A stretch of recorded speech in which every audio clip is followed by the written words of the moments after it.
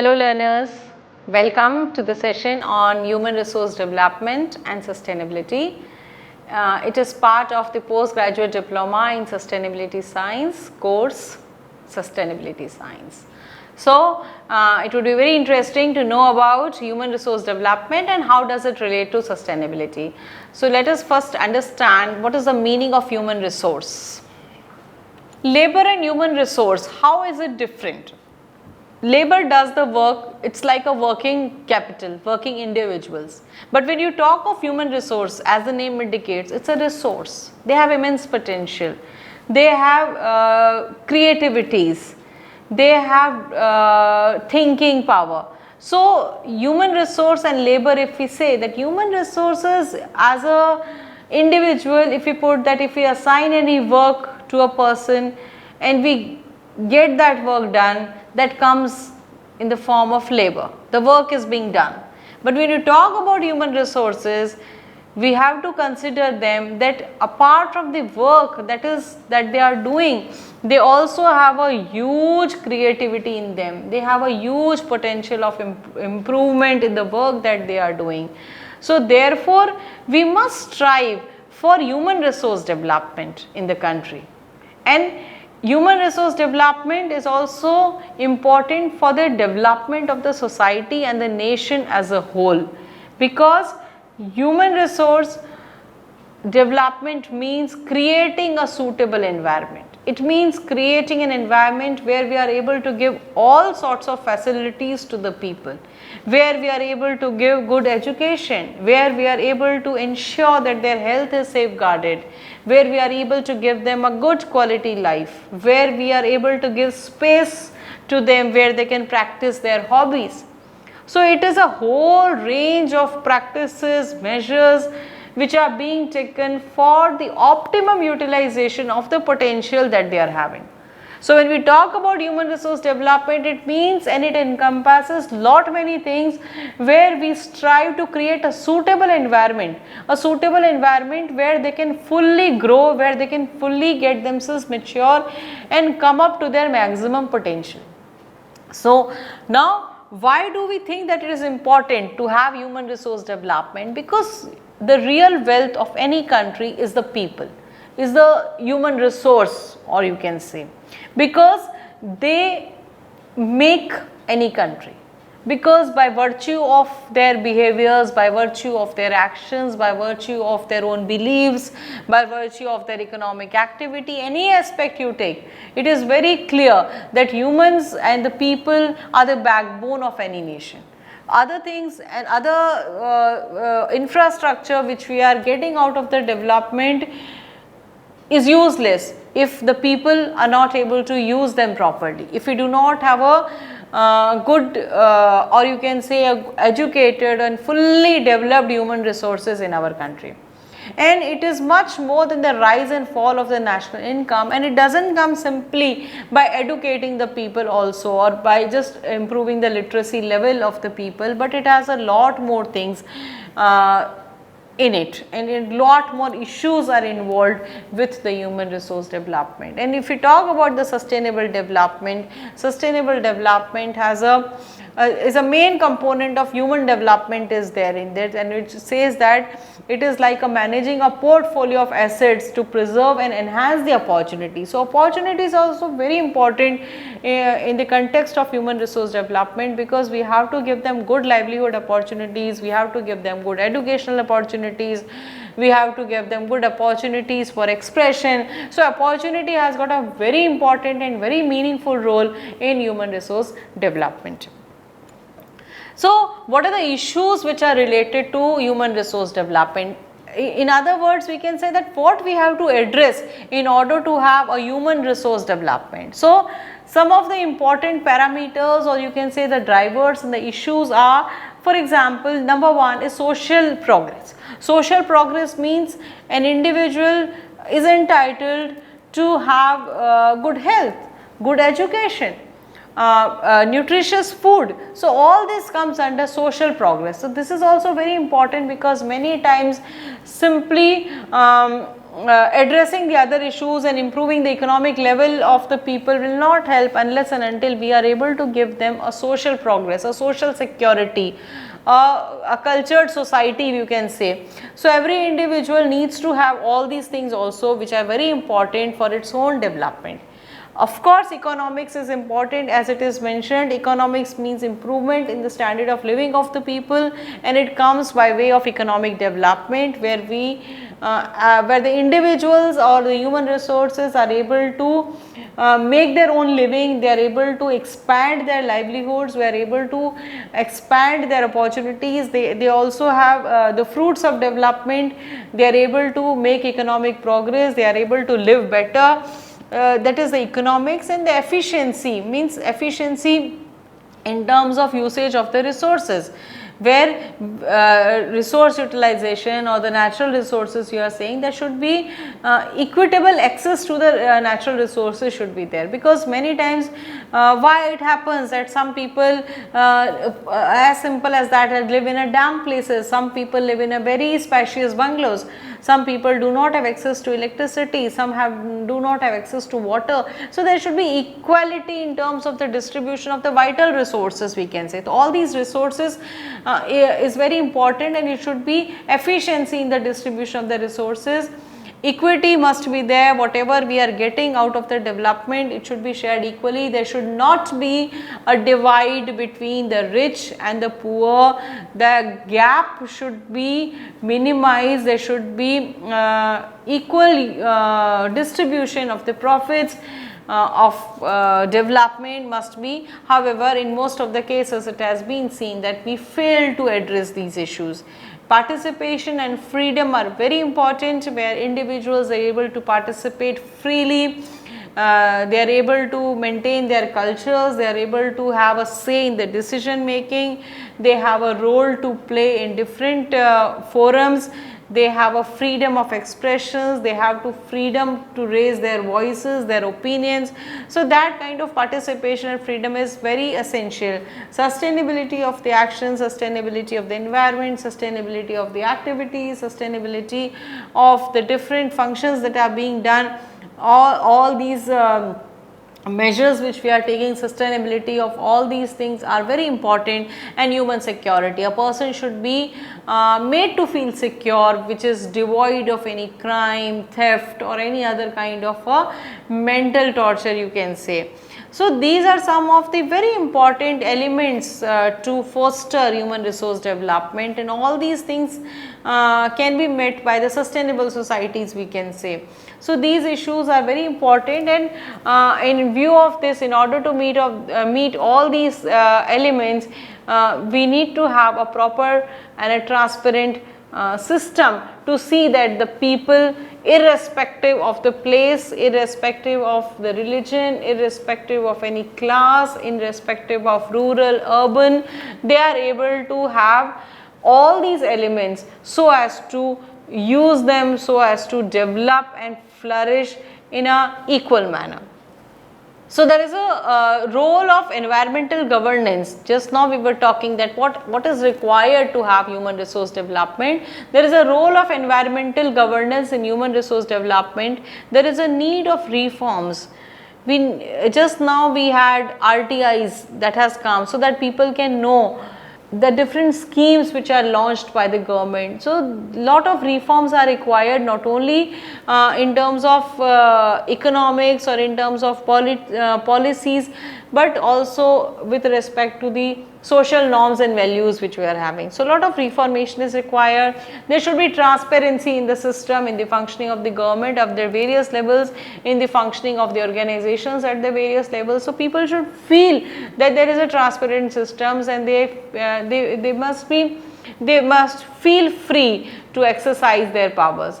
There must be effective participation in the decision making. Development of capacities of institutions is very essential, and proper monitoring and evaluation that is required, because in case of funding also from the government sectors, we see that due to lack of proper monitoring and evaluation, many times the policies are not able to get implemented properly, because there is a lack of proper monitoring and evaluation taking place.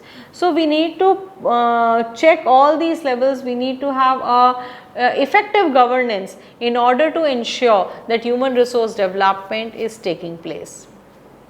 And this is Human Development Index, which is a composite index annually published by UN since 1990, and it measures the well-being of the people in different countries. So it states that how people are well-to-do in different countries, and according to this index, it takes 3 dimensions: a long and healthy life, which is calculated by life expectancy of the people; knowledge, which is calculated by the literacy rate of the people in any country; and a decent standard of living. However, there are certain critics of HDI which say that sustainability, gender equality, certain things are left behind, and it doesn't take into account several factors which are also very important as compared as if you just now we were talking about human resource development and the different elements and issues associated with it. So other things are also very important while calculating HDI. So according to this thing, India stands at the rank of 129 out of 189 countries according to 2019 index. So our people and we are far behind as compared to the Human Development Index, because that means we have to focus our attention, focus our efforts towards several things which are important to see that there is a proper human resource development taking place, that we are able to provide all those conditions which are conducive for the development of human resources in our country. Then there is a gross national happiness index, which states that it is also very important to see that whether people are happy or not, and it comes from the belief that happiness is a function of non-material factors. That means there are other factors which will make you happy other than your economy or your job and other things. So this is also an index which measures the happiness of the people in different countries. So there are different indicators of happiness. For example, psychological well-being. There should be no stress, strain, time use, how we are using our time apart from the time which is left by work, leisure activities, how we are doing, how we are spending, community, how is the community life, culturally how rich we are. Health is very important, education is very important, environmental diversity, living standard, governance. So these are the indicators which entail the happiness of individuals, which tell that whether the person is happy or not. According to World Happiness Ranking, according to 8th report, I think we can say, it is clearly said that we are happy by the combination of factors. We cannot be happy just by the social elements or just by the environmental or the economic elements, but being happy requires inputs, or you can say requires factors from social, urban and natural environment, and all these combine to make us happy. So here we can see that yes, the importance of natural environment is also huge in making us happy, and it clearly states that environmental protection is very important for our happy survival. And this report is a landmark survey of happiness of citizens across the world, and according to 2018, 156 countries have been marked, and India stands at 144 number according to this report, and that clearly states that our people are not happy. And it has been said also that in India the people are depressed, the people are sad, and it is also it has also come out by several studies. So we have to see that how we are able to ensure that happiness is also there along with other factors when we talk about human resource development. So according to the happiness World Happiness Ranking 2020, just now what we were saying, Finland tops the list of the happiest countries of the world, and India stands at the number of 144 out of 156 countries. These are the 10 world's happiest countries of 2020. It's Finland, Denmark, Switzerland, Iceland, Norway, Netherlands, Sweden, New Zealand, Austria, Luxembourg. So here the people are happy. So what all these things have to relate to sustainability? We have to understand that sustainability is an environmental policy and it seeks to strive a balance between environment, society and economy. And it is not for the present generation, but it also strives to have the balance between all these pillars for the coming generation also. So when we talk about human resource development, we have to check whether there is a sustainability of the efforts which we are making towards the development of human resources in our country. Whether it is ensuring job opportunities, or whether it is ensuring a good environment, or whether it is like we are able to make them socially happy, we have to see that how sustainable our actions are, how sustainable our measures are. So in this there is a great role which is played by education. Education has a role in terms of teaching, in terms of education, in terms of the community engagement. All these things are very important because that is the backbone. If you talk about the human resource also, and we consider about happiness indexes or human resource, human development indexes, or you can talk about what we were discussing about the sustainability of our actions, it is very important to check the role of education, because while we are teaching in the formal settings and in the informal settings, we are passing on this message to the generations that what is good and what is bad. Similarly, through research, there are a lot of research which is being going on in terms of seeking how to ensure human resource development, what are the parameters for it, what are the different indices for it.